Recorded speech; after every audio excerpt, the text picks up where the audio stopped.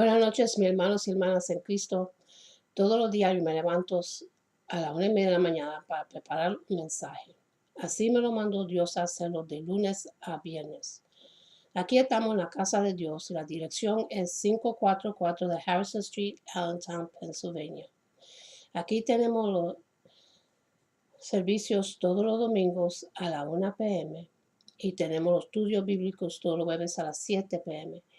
Vengan todos para adorarle a Dios en espíritu y en verdad. Ahora vamos a comenzar en oración. Padre nuestro que está en los cielos, santificado sea tu nombre. Venga tu reino, hágase tu voluntad en la tierra como en el cielo.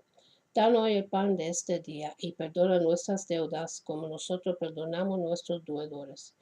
Y no nos dejes caer en la tentación, sino que líbranos del malo. Amén. Ahora vamos a orar para los que están enfermos. Oh Padre Santo, Dios de Abraham y Dios de Israel, oh Padre mío, Señor mío, vengo, mi Dios, delante de ti para pedirte tu ayuda, tu misericordia, que es infinita, y tu amor en tu nombre, mi Dios. Envío tu palabra, la cual jamás regresa vacía, porque hará lo que tú dices en ella y lo consumirá, porque tú eres altísimo sobre la tierra y toda la creación. Y está tu palabra ahora mismo que yo estoy enviando en el nombre que es sobre todo el nombre poderoso de Jesús de Nazaret. Hacia todo enfermo, ya sea físico o espiritual, sabiendo y creyendo que tu palabra como espada afilada penetra así lo más profundo de lo que es enviada, y reconociendo tu poder, Padre mío, y reconociendo, Padre, tu fidelidad, para que cada enfermo en este mundo sea sanado y restaurado. Hacemos un llamado de victoria y de sanación, declarando es hecho por el poder de tu Santo Espíritu. Ahora mismo en todo lugar y a toda criatura hecha de tus manos, de tu creación, oh mi Dios, oh Padre mío. Declaramos sanidad, Padre Santo, en el nombre de Jesús de Nazaret. Amén y amén. Unámonos, amados, en esta oración. La unión hace fuerza y es poderosa, dándole gracias al Padre, porque escucha siempre nuestras oraciones. Amén. Y ahora vamos a orar para Jacob, el nieto de Cana, que Dios ponga su mano sobre él y que lo sane y que le restaure todos los órganos de su cuerpo.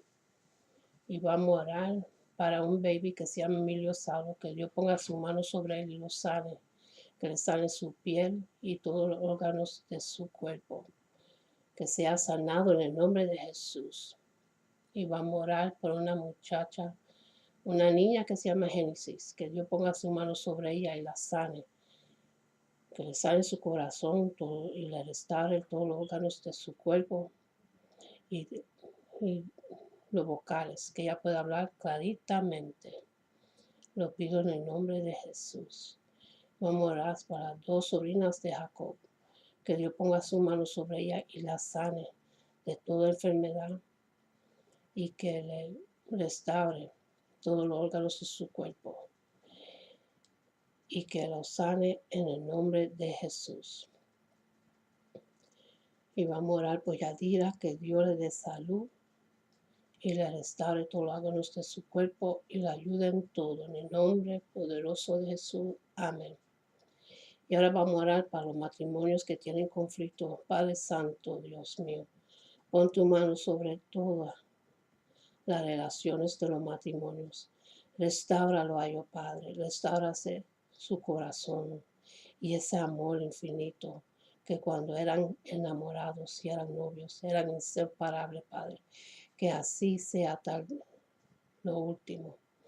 Y también restaurale a los hijos que sufren cuando los padres tienen conflicto. Lo pido en el nombre de Jesús. Amén. Vamos a orar para los que están en el vicio de droga y alcohol. Padre Santo, pon tu mano sobre ellos y sánalo, Padre. Rómpele las cadenas de esclavitud.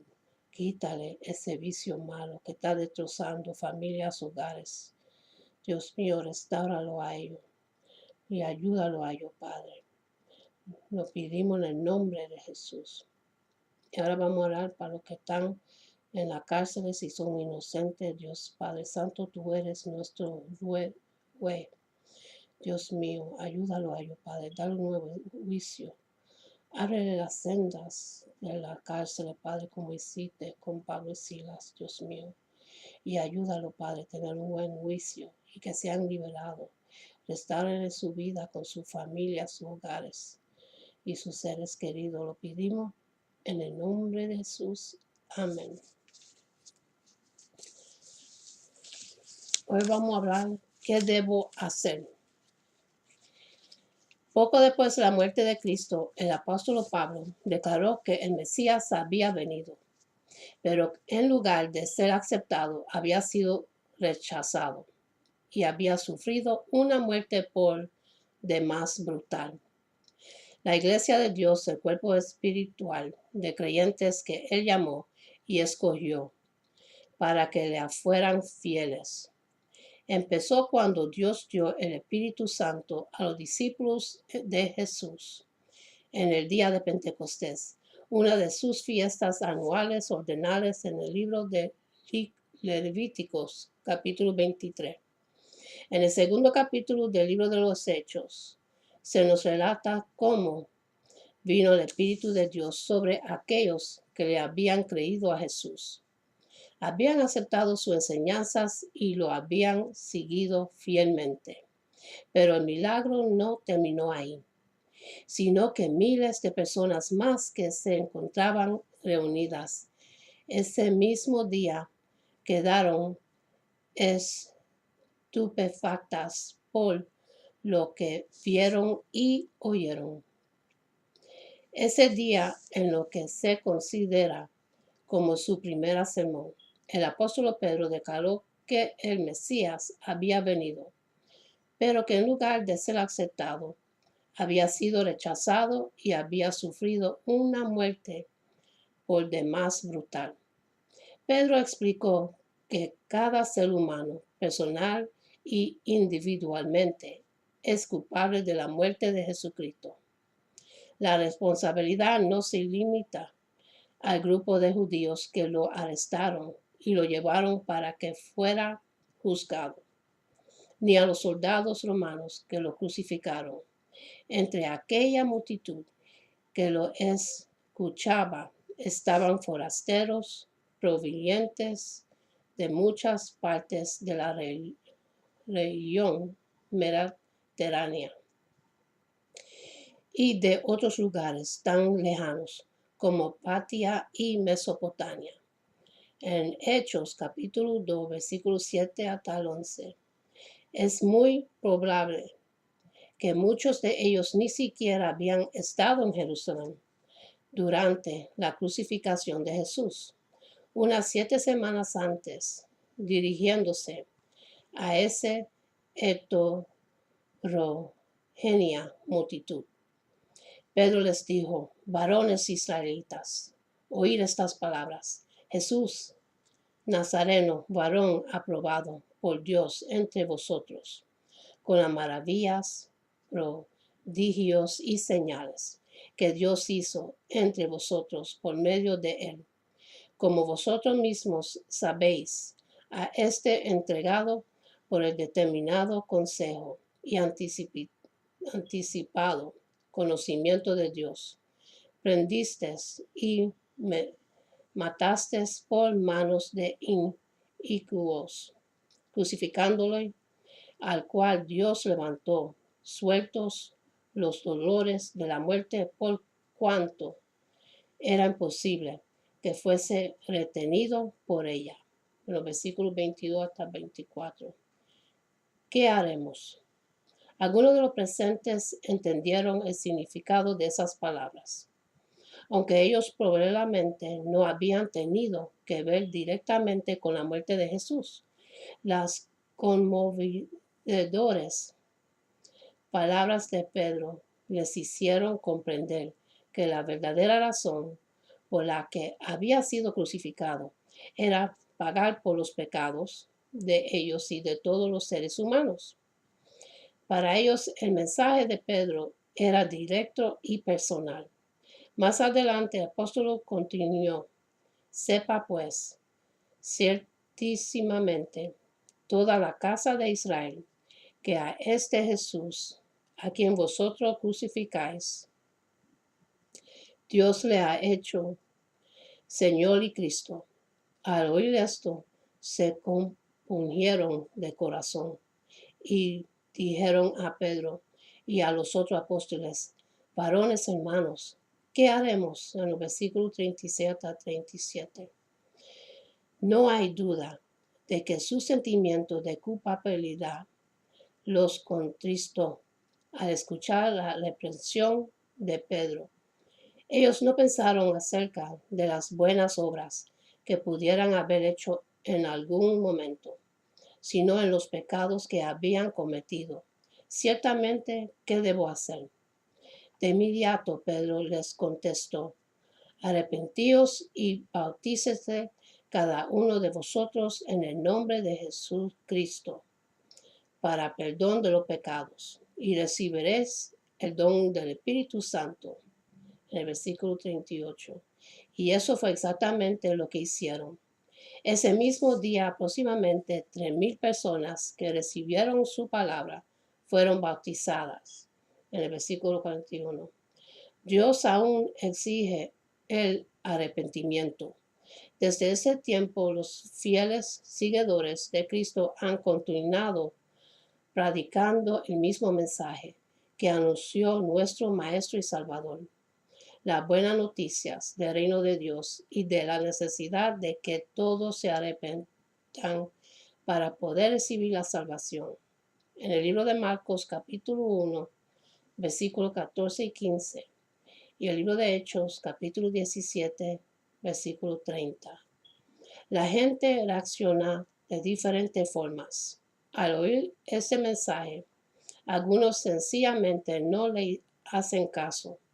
Otros muestran solo un interés pasajero, pero algunos sí se dan cuenta de que es el mensaje más emocionante y importante que podrían escuchar en toda su vida. Para ellos es como una perla de gran precio. Ojalá que ustedes sean una de esas personas. Como ya leímos, Satanás ha cegado espiritualmente al mundo entero. En Apocalipsis capítulo 12, versículo 9, y el primero de Juan capítulo 5, versículo 19. Pero Dios está liberando de esa ceguera a unos pocos. Si usted es una de esas personas a las que Dios está llamando para que entiendan su palabra y vivan por ella, quizá al igual que los que escucharon a Pedro en la fiesta del Pentecostés, se esté haciendo la misma pregunta: ¿qué debo hacer ahora? Todos nos damos cuenta de que resulta mucho más fácil ver los errores y pecados de los demás que los de nosotros. No obstante, la palabra de Dios nos dice que todos han pecado. En el libro de Romanos, capítulo 3, versículo 23. Eso incluye a cada uno de nosotros. Todos somos culpables de tener pensamientos y acciones contrarios a la ley de amor de Dios. Si decimos que no tenemos pecado, nos engañamos a nosotros mismos. Y la verdad no está en nosotros. Si confesamos nuestros pecados, Él es fiel y justo para perdonar nuestros pecados y limpiarnos de toda maldad. En el primero de Juan, capítulo 1, versículos 8 y 9. A nuestros primeros padres, lo mismo que a nosotros, les fue dado libre albedrío. Nuestro Creador no obligó a Adán ni a Eva a obedecerlo, aunque sí les aconsejó que lo hicieran. Pero ellos se dejaron influir por Satanás y decidieron seguir las sugerencias de este y desobedecer las instrucciones que Dios les había dado. Desde entonces Satanás ha ejercido un tremendo control, aunque no absoluto, sobre la humanidad. En el 2 Corintios capítulo 4, versículo 4. Su gran influencia ha afectado los medios de comunicación y publicidad, la educación, la política y las normas de moralidad. Meramente, todos somos producto de este mundo. Nuestra mentalidad, pensamientos y motivos reflejan el influjo que Satanás ha estado ejerciendo en nuestra vida por tantos años. En Efesios capítulo 2, versículos 2 y 3. Aunque así, junto con este conocimiento debemos tener siempre presente que tal como Jesús nos lo recuerda en el libro de Mateo, capítulo 11, versículo 25, Dios es Señor del cielo y de la tierra. Desde su trono, Él está dirigiendo constantemente el cumplimiento de su gran plan y propósito para la humanidad. Un aspecto importante del plan de Dios es cuidar de aquellos a quienes ha llamado para que venzan el pecado. Satanás no puede hacer absolutamente nada sin que Dios se lo permita. Esto se ve claramente en el primer capítulo del libro de Job. Uno de los apóstoles lo explica así. Someteos pues a Dios, resistid al diablo y huirá de vosotros. En Santiago capítulo 4, versículo 7. Con la ayuda de Dios, cada uno de nosotros puede rechazar y vencer la influencia de Satanás. Es necesaria una profunda introspección.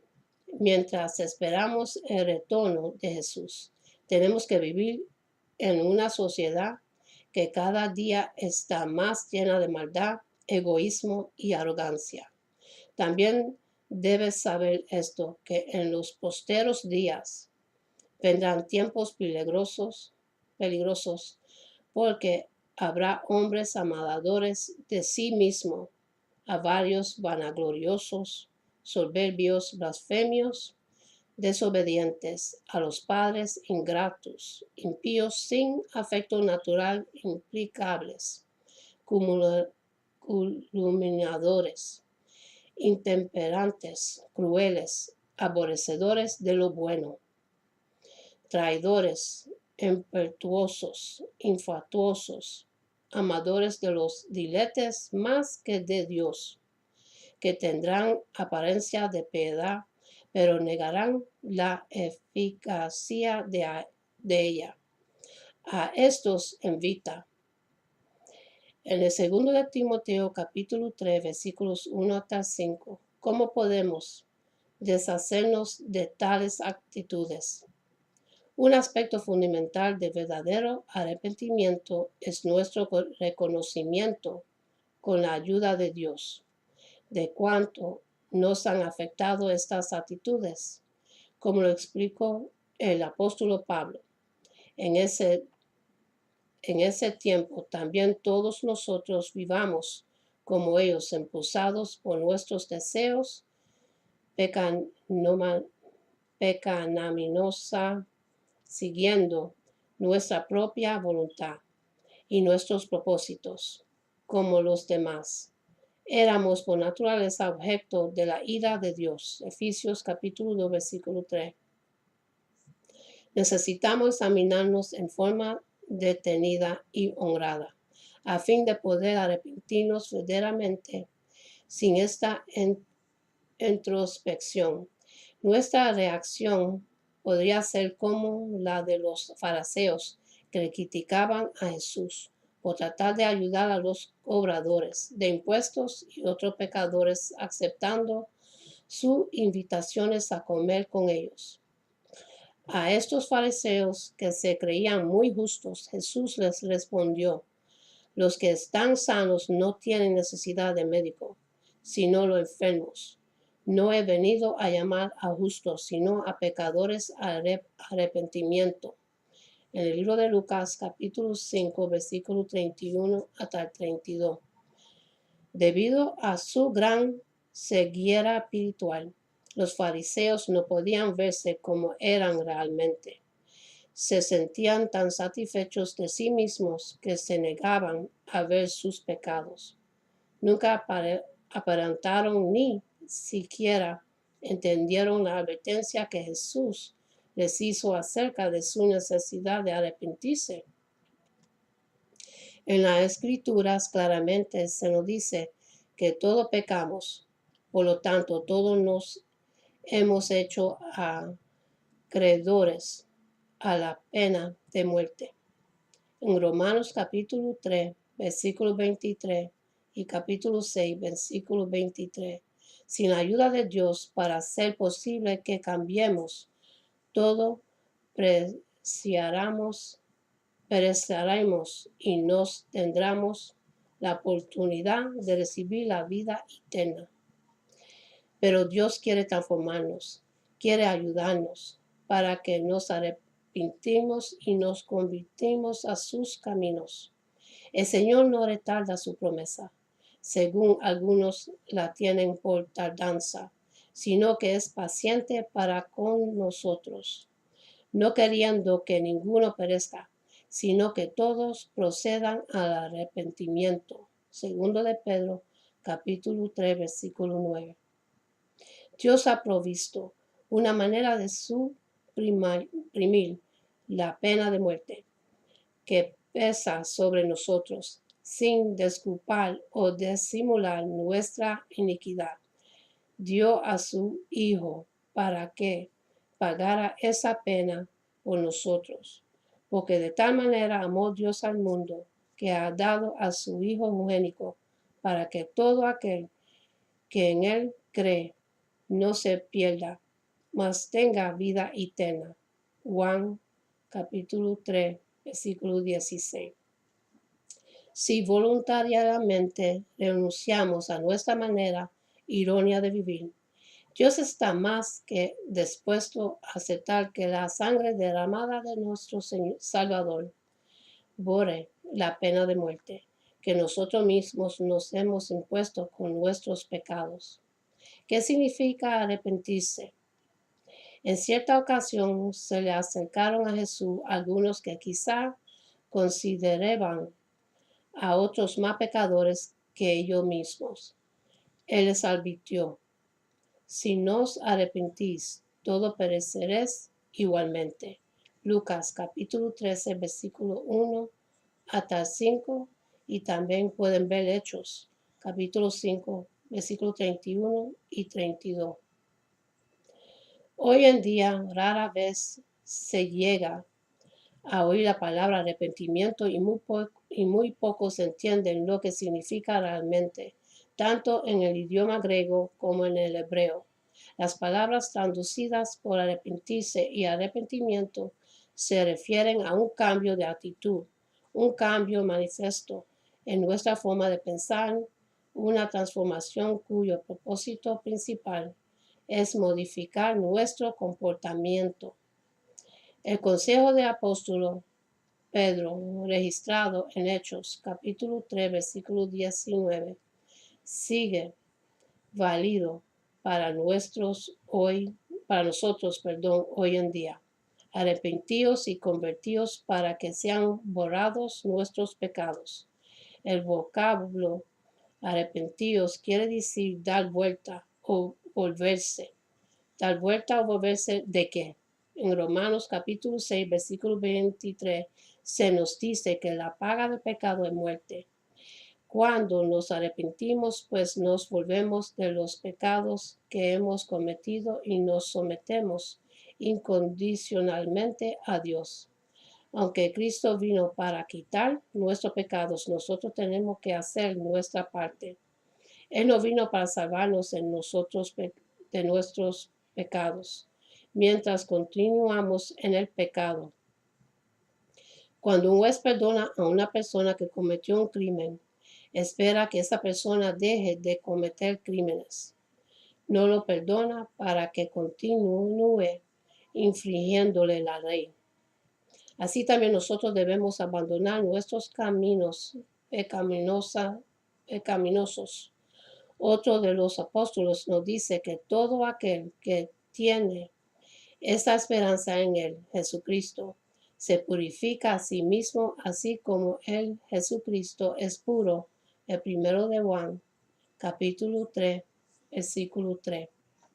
En el capítulo 16 del libro de los Hechos, se nos habla de la ocasión en que Pablo y Silas fueron encarcelados en Filipos y cómo a medianoche hubo un fuerte terremoto que hizo que todas las puertas se abrieran y las cadenas de todos los presos se soltarán.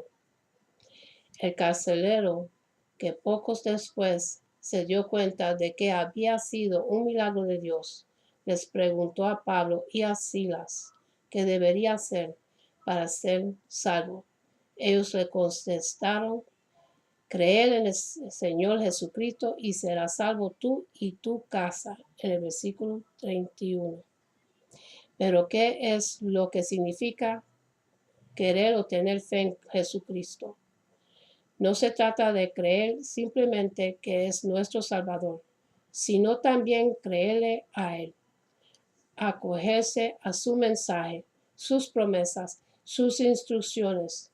En cierta ocasión, Jesús preguntó: ¿por qué me llamas Señor, Señor, y no haces lo que yo digo? En el libro de Lucas capítulo 6, versículo 46.